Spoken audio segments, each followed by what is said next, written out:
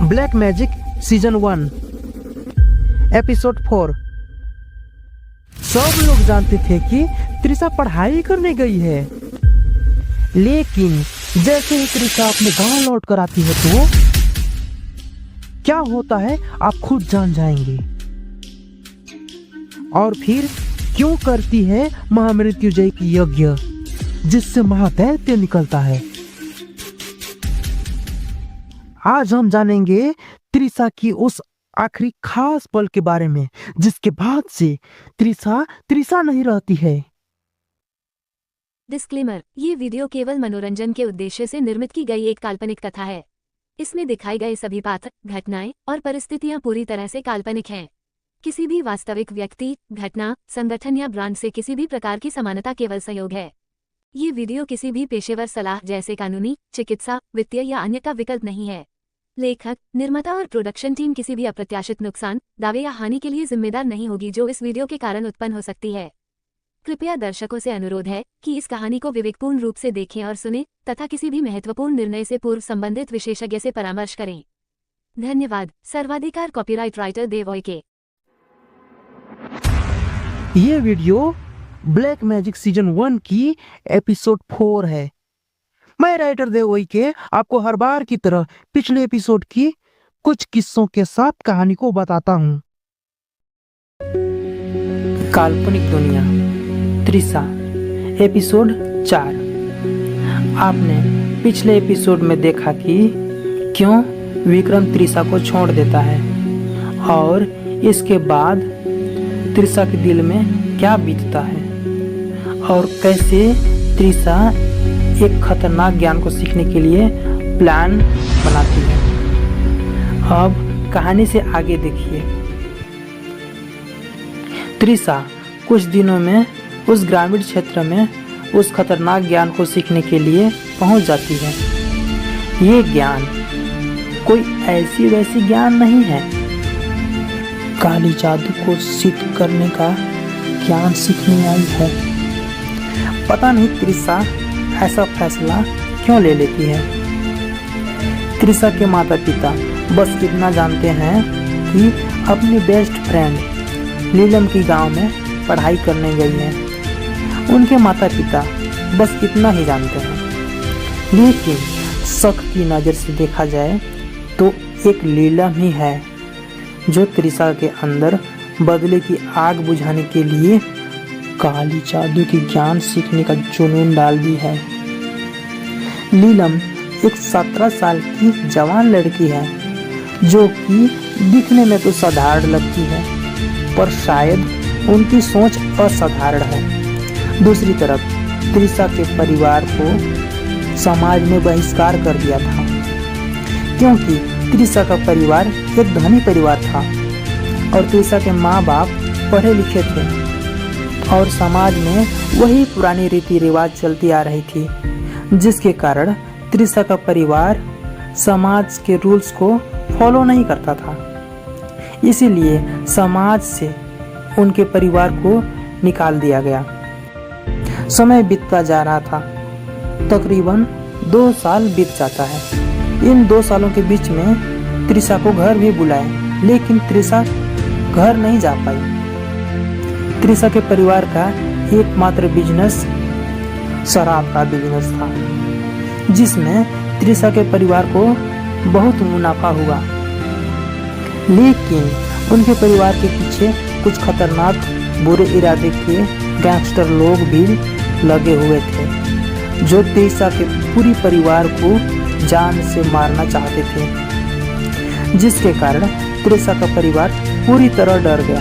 लेकिन कुछ महीने बाद त्रिशा को एक बहुत ही बुरी खबर मिलती है, लेकिन फिर भी त्रिशा उस खबर को सुनकर घर नहीं जाती।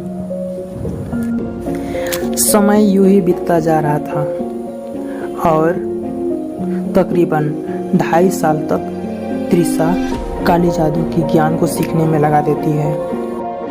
त्रिशा काली जादू को पूरी तरह सीख गई थी और उसका प्रयोग भी धीरे धीरे करने लगी थी। लेकिन किसी एक दिन त्रिशा अपने ही गांव के किसी एक लड़की को देखती है, लेकिन त्रिशा उसे नजरअंदाज कर देती है। कुछ महीनों के बाद त्रिशा घर जाती है। जब त्रिशा घर पहुंचती है तो उनकी माँ बोलती है, तुम मेरे घर से निकल जाओ, तुम्हें हमारी कुछ भी परवाह नहीं है। मैंने गलती कर दी तुमको जन्म देकर। हम ही गलत थे जो तुम्हें इतने प्यार से बड़े किए थे। त्रिशा की माँ नाराज थी क्योंकि उनका परिवार लूट चुका था और कुछ महीने पहले त्रिशा का पापा भी इस दुनिया से गुजर चुके थे, जिसके कारण त्रिशा का परिवार पूरी तरह बिखर गया और त्रिशा एक बेपरवाह लड़की है जो कि अपने पापा के गुजरने के बाद भी घर नहीं आई। समाज भी उनके परिवार का साथ छोड़ दिया और कुछ खतरनाक लोग उनके परिवार को बिखेर दिए थे। त्रिशा के गांव पहुंचे कुछ ही महीने हो रहे थे, लेकिन त्रिशा के गांव आने के बाद समाज के लोग सतर्क भी हो गए क्योंकि किसी तरह त्रिशा की असलियत के बारे में गांव के कुछ लोगों को पता चल भी चुका था। तभी एक दिन किसी रात को कुछ लोग त्रिशा के पूरे घर को जला देते हैं, लेकिन उस रात को त्रिशा घर में नहीं थी, जिसके कारण त्रिशा तो बच जाती है, लेकिन उसकी माँ त्रिशा को छोड़कर इस दुनिया से चली जाती है। लेकिन त्रिशा को उसकी माँ के गुजरने के बाद पता चलता है कि ये वही खतरनाक गैंगस्टर लोग थे जो उनके घर को बेघर बनाने की कोशिश कर रहे थे। अब त्रिशा अकेली पड़ चुकी थी, लेकिन त्रिशा भी अपने आप को इतनी शक्तिशाली बना चुकी थी कि त्रिशा खुद को काली जादू की देवी समझने लगी थी।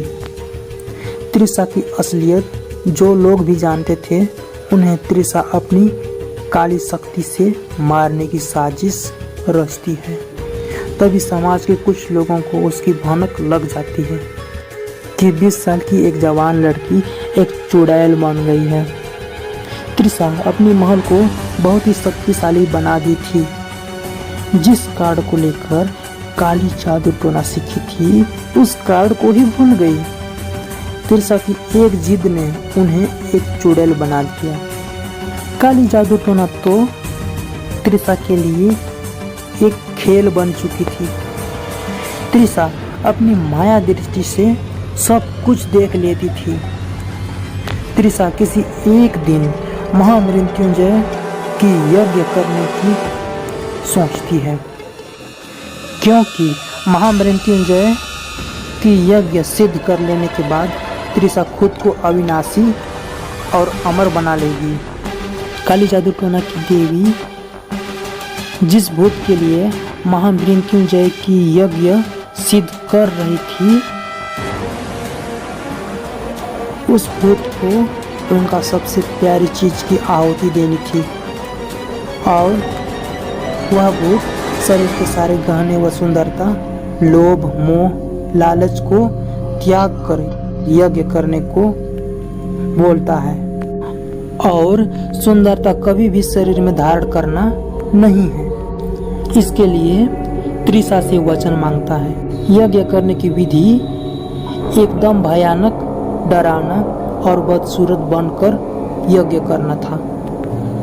तभी कुछ ही पलों में त्रिशा यज्ञ की शुरुआत करती है। तभी यज्ञ की शुरुआत में त्रिशा को कोई बोलता है कि मुझे तुम्हारा ही इंतजार है, चाहे कुछ भी हो जाए यज्ञ को छोड़ना नहीं था, क्योंकि जिस तरह से जिंदगी में एक बार ही मौत आती है, ठीक उसी तरह महामृत्युंजय की यज्ञ को कोई अपने जीवन में एक बार ही सिद्ध कर पाता है। त्रिशा महामृत्युंजय की यज्ञ में मंत्र की जप कर रही थी। इस स्थिति में यज्ञ को भंग करने के लिए कई शक्तियां भी कोशिश कर रहे थे, लेकिन सारी शक्तियां नाकाम रही।